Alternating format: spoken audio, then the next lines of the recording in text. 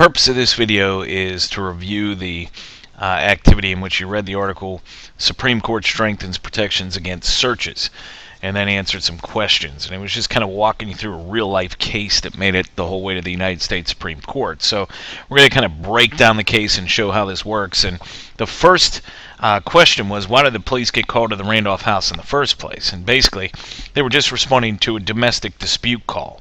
And so, a married couple gets in a fight, and one of them calls the police, or a neighbor calls the police, and the police showed up. And so when they got there, the question became, what did Janet tell the police? And, she's fighting with her husband, she's mad at her husband, and so she told the police that her husband, Scott, had cocaine in the house. And so the natural inclination of the police then was to ask for permission to search the residence. And so they asked both, Scott and Janet Randolph, and Scott Randolph said no, and said, you don't have permission to search the house. But when they turned to Janet Randolph, she said, definitely you have permission. So the police had one no and one yes. And so at that point, they decided to conduct the search. And so they conduct the search, and what do they find? Sure enough, cocaine. And so Randolph is arrested. And after his arrest, Randolph gets an attorney, and his lawyer is claiming that the search was illegal.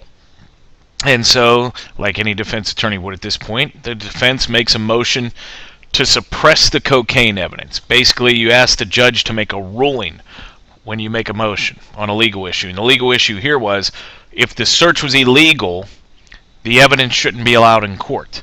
And so the defense is saying, hey, my client said no to the search, refused consent, and it doesn't matter if his wife said yes, he said no, therefore the search is illegal, and anything found during the search should be kept out of the trial. In other words, the cocaine should be kept out of the trial. So, the question is, what happened in the trial court? And the trial court judge disagreed with the motion, and he said that the search was legal, and so the cocaine should be entered into evidence and thus allowed into the trial. The trial goes on, and Scott Randolph is found guilty.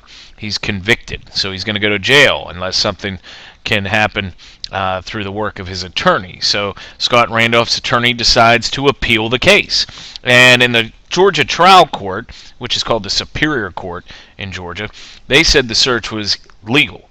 So Scott Randolph's attorney appeals to the Georgia State Supreme Court. Okay, they don't have that intermediate level of appeals courts like we do in Pennsylvania. And what did that appeal court decide? Okay, the Georgia State Supreme Court took a look at the case, and they decided that the search was illegal, and therefore the evidence is out. And so, really, the prosecution has a few different options at this point. The first is they can retry Randolph, but without the drug evidence. Because remember, an appeal court, winning a criminal appeal, if the defendant wins an appeal like Scott Randolph, it doesn't mean you just go free. It's not over.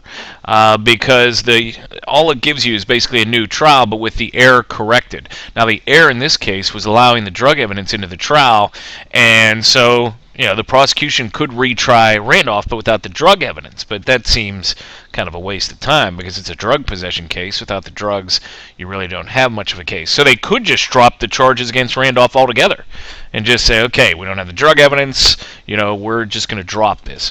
Or they can appeal the decision to a higher court. And so they choose option number 3. They decide to appeal it to the only higher court that's left, which is the U.S. Supreme Court. So now the prosecution is appealing the case.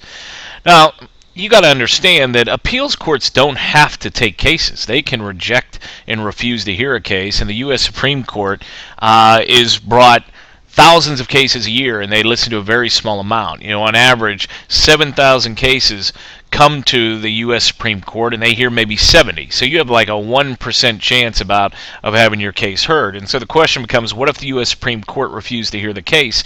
And it really is the same if any appeals court refused to hear a case. You simply go back to the decision of the last court that ruled. So if the U.S. Supreme Court decided not to hear this case, we would revert back to the state Supreme Court of Georgia's decision, which was that the search was illegal and the evidence is out. And at that point, then the prosecution would have to reassess their options, and they would probably just decide to drop the case because they don't have a case without the drug evidence.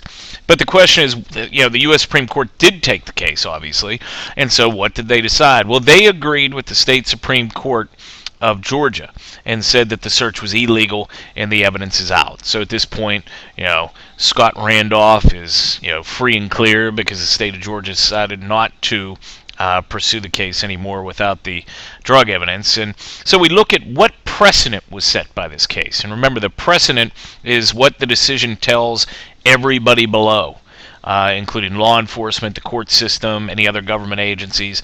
And the precedent said here was that if multiple owners of a property are present, a search of that property cannot be conducted unless the police have the consent of all of the owners. So in other words, they needed both Janet and Scott Randolph to consent to the search to make it a legal search. Now, here's the rub for the police and for law enforcement in general. It's very difficult because a lot of times what turns out to be an illegal search potentially was not illegal at the time it was conducted. Everything's done in hindsight in the legal system. And at the time, the police were conducting a search based off of a case that had happened in the 70s. A similar situation in which a husband and wife, same deal. The wife gave permission to search, the husband said no, and the U.S. Supreme Court ruled that the search was legal. However, there was one difference, and this is what makes the cases enough of a different situation that you can have these two separate decisions. In the 1970s case, the wife was present at the home, and they called the husband on the telephone. And he said no, but the court said no. The person present said yes. So basically, if multiple owners of a property are present, you need them all to agree.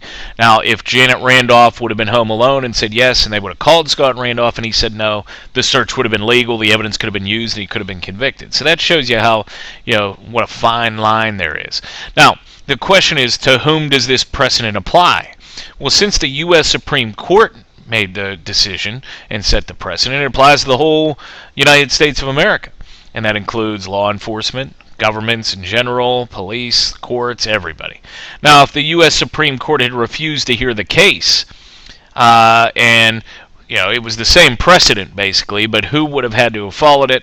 Only the state of Georgia would have been held to that precedent and had to have followed it. Now, that doesn't mean, understand, when precedents are set by individual states, only law enforcement in the courts and other government agencies in that state have to follow it. However, other states often use cases from other states besides themselves as a guide. So, Alabama, Pennsylvania, Texas, California, if their courts find a similar situation come before them, they can use this Georgia case kind of as a guide in terms of what they should do. But that really doesn't matter in this case because the U.S. Supreme Court made the decision and set the precedent. So that's just a review of that case. That's kind of a real life situation where you see the U.S. Supreme Court involved and you see a case kind of work its way through. So hopefully it gave you a better understanding of the court system and the way the appeal process works.